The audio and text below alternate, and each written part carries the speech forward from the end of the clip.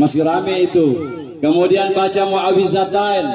Mu'awizatain, kul a'udzu birabbil falaq, kul a'udzu birabbin nas. Ini kalau orang tua kita bilang 3 kul, maka biasanya orang tua istilahkan itu 3 kul. Jadi pada saat cucunya tanya, om, opa, atau mangge, apa dibaca kalau ada apa-apa, ada misalnya ada sakit, ada orang kemasukan setan, dia bilang baca 3 kul. Begitu sudah dibaca 3 kul, dia bilang sudah, cepat sekali. Dia bilang sudah, saya sudah bilang tadi 3 kul. Padahal yang dimaksud itu 3 kul itu baca kul huwallahu ahad, kul a'udzu birabbil falaq, kul a'udzu birabbin nas. Ini 3 kul. Kalau dia sebut 4 kul, berarti tambah kul ya ayyuhal kafirun. Inilah yang bisa membawa doa kita, yang akan membawa doa kita. Allahumma gfir laha, ya Allah ampuni dosanya, warhamha, sayangi dia ya Allah, wa'afiha, maafkan dia, wa'fu anha. Ad-du'a wasadaqah hadiyatan lil mauta, kata Rasulullah. Doa dan sedekah adalah hadiah untuk orang yang sudah meninggal dunia. Bu, Pak, kita punya saudara ini, ibu kita ini yang meninggal dunia. Mungkin selama hidup di dunia tidak pernah kita kasih hadiah dia. Ya, mungkin saja kita tidak pernah beri hadiah. Tetapi ketika seseorang itu meninggal dunia, kita berikan hadiah yang terbaik. Apa hadiah kita? Pertama doa, dan yang kedua hadiah itu adalah sedekah. Yang mana sedekah? Kalau doa kita sudah paham tadi. Kita sama-sama Al-Fatihah. Kita baca Al-Fatihah, itu doa kita kirimkan. Yang sedekah mana sedekah? Suatu saat seorang sahabat Nabi datang sama Nabi bertanya, ya Rasulullah, wahai Rasulullah, ummi matat, ibuku meninggal dunia, apa anta sadaq alaiha, boleh bersedekah atas nama ibu saya yang sudah meninggal? Maka Rasulullah mengatakan, nah silakan. Dia tanya lagi, ayu sadaqati afdal, sedekah apa yang paling afdal ya Rasulullah? Maka Nabi menjawab, sakil ma, memberi orang minum air. Sakil ma, memberi orang air untuk minum. Coba bayangkan bapak-bapak ibu-ibu, malam ini kita bukan cuma minum, malam ini sudah ada cucurnya, ada onde-ondenya saya lihat tadi, ya. Kemudian sudah makan lagi. Subhanallah. Semua yang kita makan tadi ini Bapak Ibu, semuanya jadi sedekah. Sedekah untuk siapa? Sedekah untuk almarhumah. Asal dimakan di sini. Kalau yang kita makan di sini itu sedekah. Tapi kalau mau bungkus, ada istilahnya kelompok bungkus. Ya, kalau dikasih sama tuan rumah, misalnya ini bawa pulang ke rumah, itu sedekah. Tapi kalau kita mau bungkus sendiri, orang belum habis makan misalnya, tidak bisa. Ya, kenapa? Karena ini diniatkan untuk menjadi sedekah almarhumah. Bapak-bapak, ibu-ibu, kaum muslimin dan muslimat yang dirahmati Allah. Mati, kita bicara mati sekarang. Semua yang ada di sini camat, betul? Camat semua. Kalau bupati belum tentu, gubernur apalagi. Kalau camat, semua kita camat. Calon mayat, calon mati. Tidak satu pun kita yang ada ini. Orang tua mati, anak muda mati, pejabat mati, rakyat jelata mati. Mati lampu.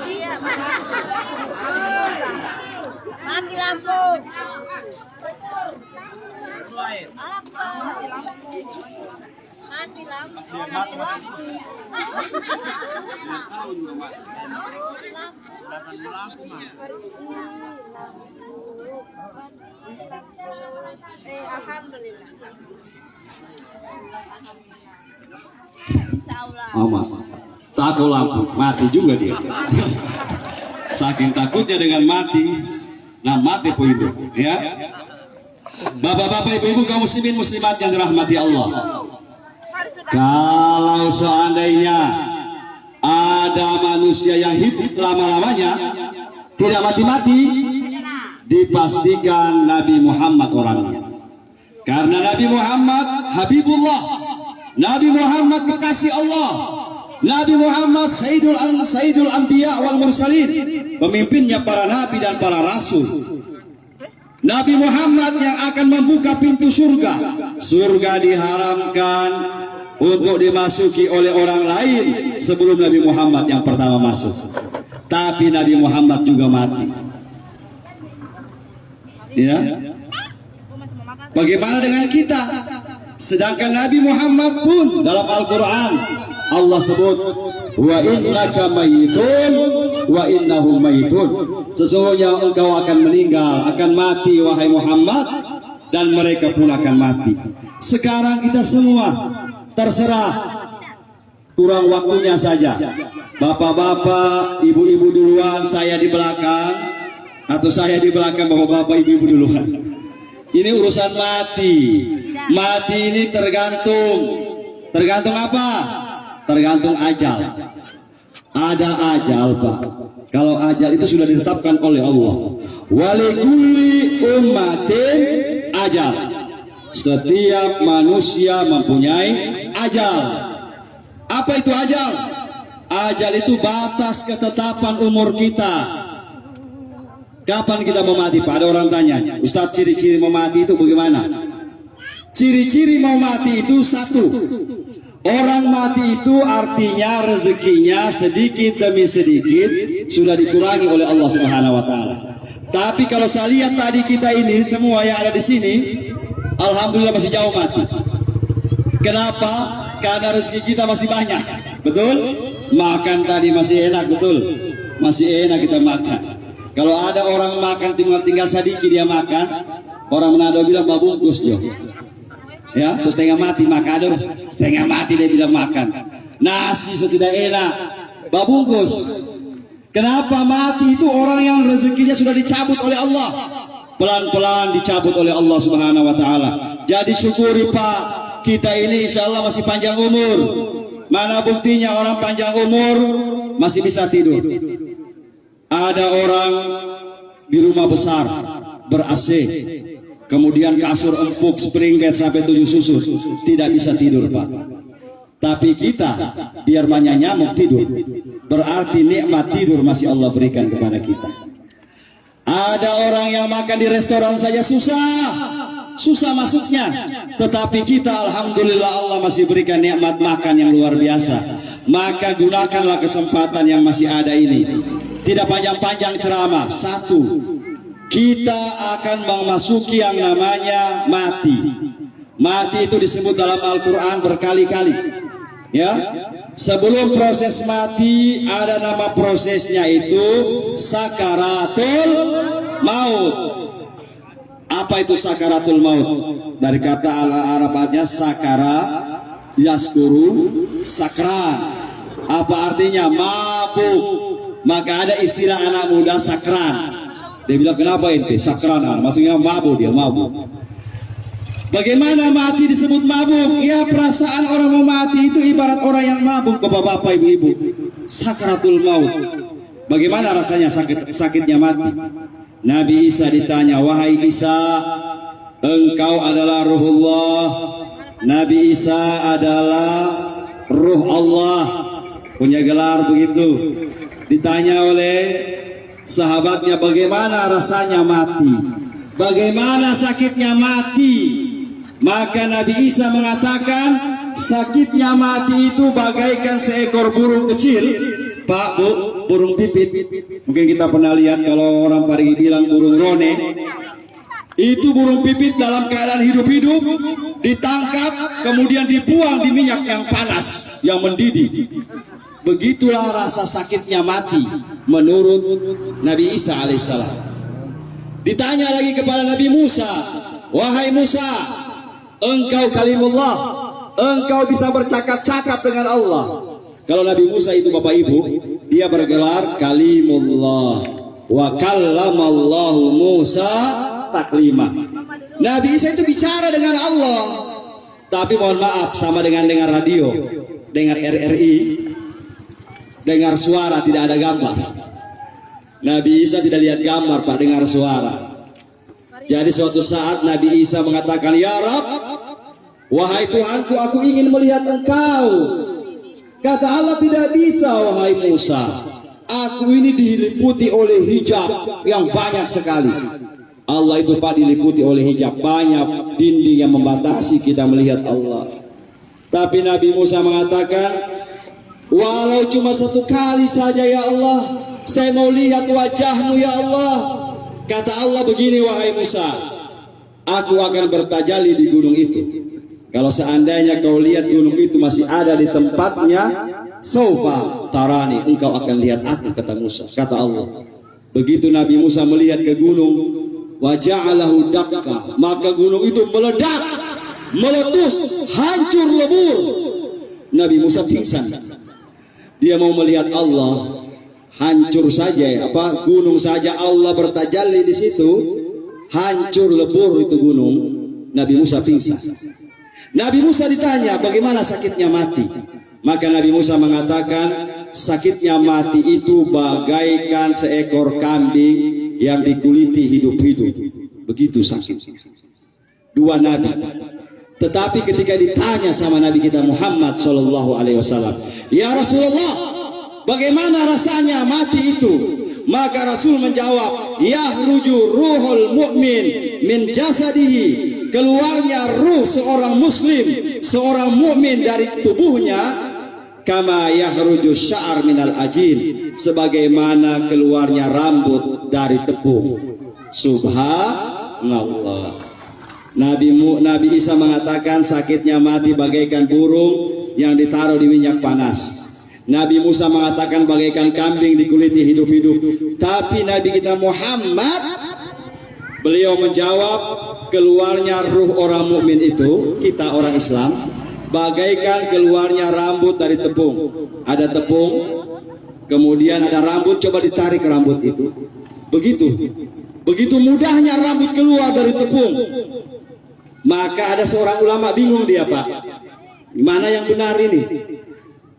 Kata Nabi Isa sakit, kata Nabi Musa sakit, tetapi kata Nabi Muhammad tidak sakit. Mana yang benar? Akhirnya dia berdoa pada Allah, "Ya Allah, berikan petunjuk kepada saya. Mana yang benar?" Akhirnya dia melakukan riyadhah. Riyadhahnya dia malam tahajud, baca Quran, siang dia puasa, malam tahajud, siang puasa, malam tahajud, siang puasa, selama 40 hari. Akhirnya di hari ke-40 hari dia tidur, mimpi bertemu dengan Nabi kita Muhammad SAW. Pak, Bu, kalau kita pernah mimpi bertemu Nabi Muhammad, itu asli. Karena tidak ada jin, iblis, setan tidak bisa menyerupai Nabi Muhammad walaupun dalam mimpi. Tapi kalau yang lain, bisa saja Nabi Muhammad, bisa saja iblis yang menyerupai. Jadi bapak-bapak kalau mimpi Jokowi, belum tentu Jokowi itu.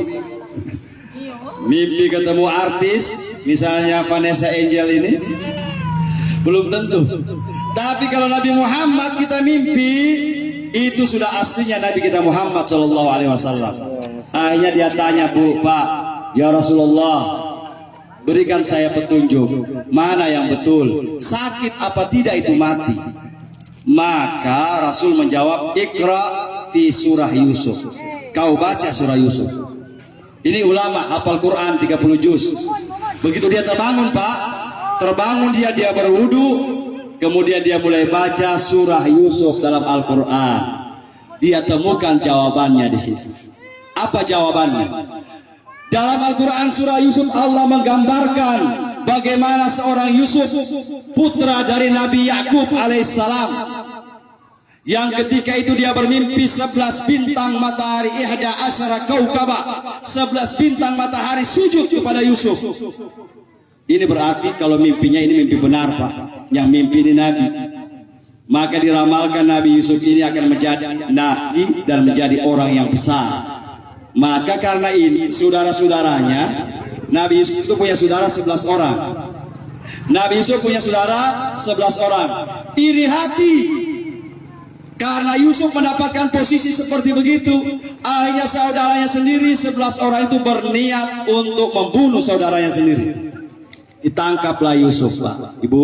Ditangkap Nabi Yusuf, mereka bawa ke suatu tempat, minta izin sama bapaknya, katanya mau pergi berburu. Ternyata Nabi Yusuf sampai di tengah jalan, mereka taruh dalam sumur. Mereka cebloskan ke dalam sumur. Hampir saja Nabi Yusuf mati, bapak-bapak, ibu-ibu.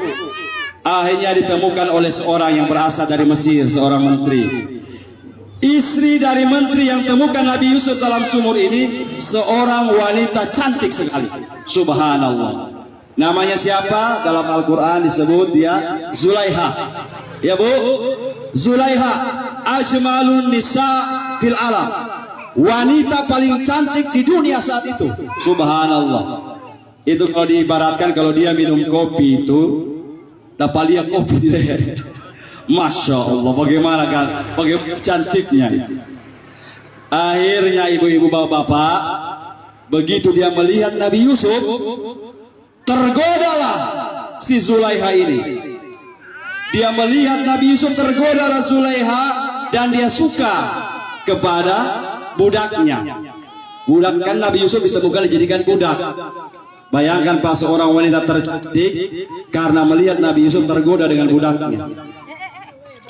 Diajaklah berzina. Tetapi Nabi Yusuf mengatakan, "Inni akhafullah." Jangan wahai Zulaiha, saya takut dengan Allah. Itu Yusuf zaman dulu. Saya tidak tahu kalau Yusuf zaman sekarang. Kalau Yusuf yang dulu mungkin. Kalau Yusuf sekarang, jangan marah, jangan tersinggung ada Nabi Yusuf. Ini wanita paling cantik, bapak-bapak, ibu-ibu, diajak berzina, menolak. Masih adakah laki-laki seperti itu? Ada, semua di sini. Amin. Ya Rabbal Alamin. Masya Allah. Ada pesawat, Pak. Ini pengalaman pertama ya. Parigi bukan anu. Di sini Merpati Airlines, Garuda Airlines, tapi kalau di Parigi ceramah Pongko Airlines. Subhanallah. Pak, Bu, lanjut ini lanjut. Tidak panjang-panjang ini, mau pulang Parigi lagi. Nah, kemudian dikatakan, jadi curhat Pak. Semua wanita-wanita di Mesir bicarakan ini, masalah ini. Masa seorang Zulaiha yang begitu cantik, istrinya menteri, suka sama budaknya yang bernama Yusuf. Kata Zulaiha, perempuan Mesir, kamu belum lihat ini Yusuf. Makanya kamu bicara bahwa saya suka budak, kamu belum lihat. Kalau seandainya kamu lihat, bagaimana caranya Pak? Dia undang seluruh wanita yang cantik-cantik di Mesir, yang sering bicarakan dia, yang sering gibah, yang sering susupo dia. Tahu susupo? Lebih lagi dari Suzuki. Nah itu. Dia undang semua itu wanita-wanita yang Mesir, sampai di rumahnya dia bilang saya mau pesta. Dia bagikan satu orang satu pisau. Baru pisaunya pisau tajam Pak. Memang dipesan pisau yang tajam. Satu orang satu perempuan itu dikasih pisau. Setelah itu dikasih mangga, dikasih buah-buahan. Dia bilang tolong kupaskan dulu. Jadi ini ibu-ibu semua sibuk kupas mangga, ada yang kupas pepaya, pisau tajam. Begitu sedang asik-asiknya ibu-ibu ini kupas mangga, dia katakan sama Yusuf, Yusuf, dalam Al-Quran ini, ukhruj alaihinna, wahai Yusuf, kau keluar, kasih lihat mukamu sama dorang itu perempuan, kasih lihat wajahmu wahai Yusuf. Maka Nabi Yusuf keluar dari dalam kamar, dia lewati ini perempuan yang sedang mengupas mangga. Tanpa sadar, saking gantengnya, saking tampaknya Nabi Yusuf, perempuan-perempuan itu tidak sadar, mereka potong mereka punya jari Pak. Terpotong-potong jarinya perempuan karena melihat ketampanan Nabi Yusuf alaihissalam. Nabi Yusuf, Masya Allah, 100 kegantengan di dunia ini, itu Nabi Yusuf punya setengah 50 setengah. Kalau orang ini sisi. Makanya orang punya muka kasihan pas-pasannya apa ya, kurang 0%. Nabi Yusuf sudah setengah, Nabi Muhammad sudah setengah. Kita dapat apa? Ampasnya semua ini. Jadi jangan mengaku ganteng, mengaku cantik. sudah sisa-sisanya. Ya. Terjadi Pak. Begitu mereka tanpa sadar mereka potong-potong tangan mereka. Begitulah kata Rasulullah, ketika kita mati Pak, bagaimana rasanya sakitnya mati? Ketika kita mau mati, Allah perlihatkan surga.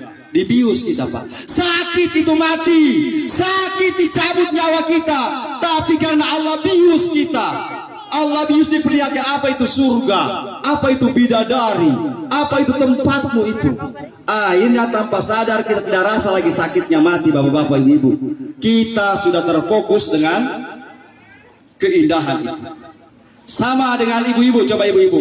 Ya, ada istri saya di sini, ada ibu-ibu di sini juga. Ibu-ibu, seandainya ibu-ibu sekarang orang-orang dulu, orang-orang tua dulu, ibu-ibu, mereka itu kalau melahirkan normal, ya, melahirkan normal. Tapi wanita-wanita zaman sekarang sudah tidak mau normal. Ya, paling suka itu sesar, operasi, dibelah perut. Ya, kalau seandainya operasi sesar itu tidak dibius, bapak-bapak, ibu-ibu, tidak disuntik bius, niscaya ketika ada orang melahirkan mungkin di undata sana dapat dengar sampai sini teriakannya. Bagaimana tidak Pak?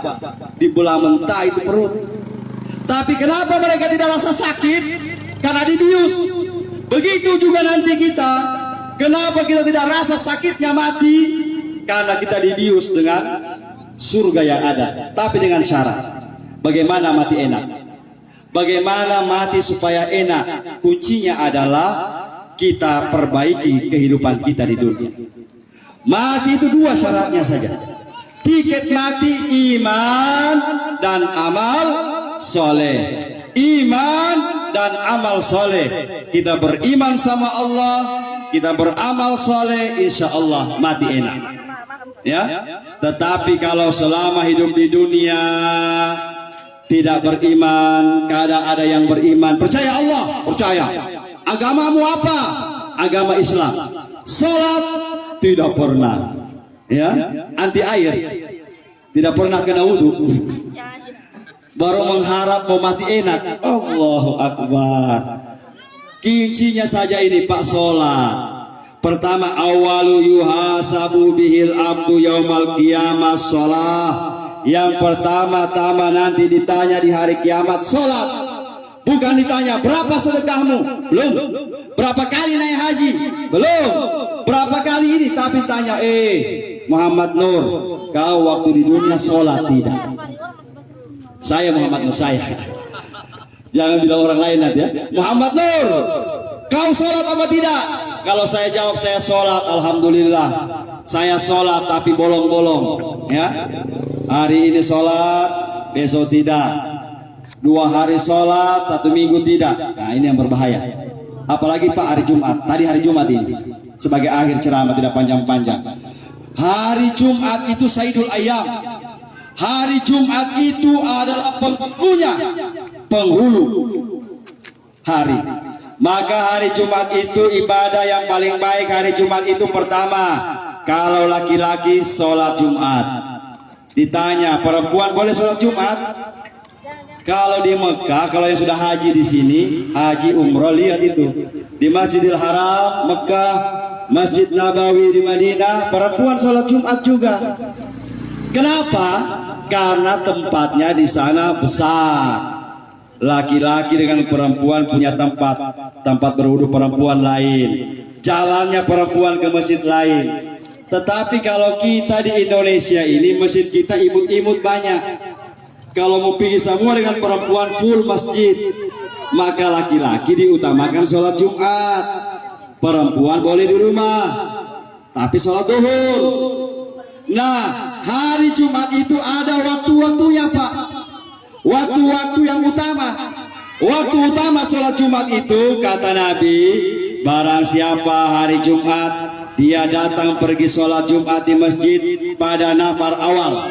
Apa itu nafar awal? Rombongan pertama jam 9. Jam 9 pagi atau setengah 10 dia sudah ke masjid. Kita lihat itu biasa Pak Imam, pegawai syara, doja biasa mereka. Jangan cuma Pak Imam. Kalau kita punya waktu Pak, setengah 10 ke masjid. Kalau hari Jumat, apa pahalanya Ustadz? Pahalanya seperti menyembelih seekor unta. Masya Allah. Ibu-ibu Indonesia ini tidak ada unta, ya.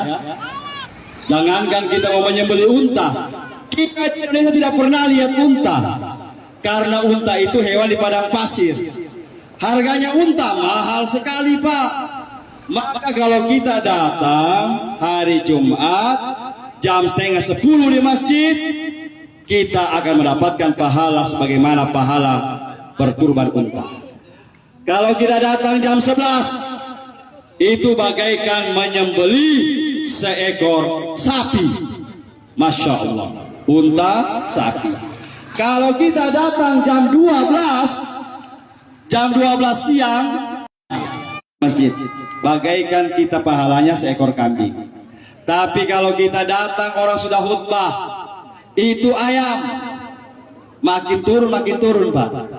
Tetapi yang paling banyak, mudah-mudahan di Palu tidak, itu nanti datang masuk ke masjid kalau orang sudah habis khutbah, sudah turun orang khutbah baru dia masuk, dapat telur.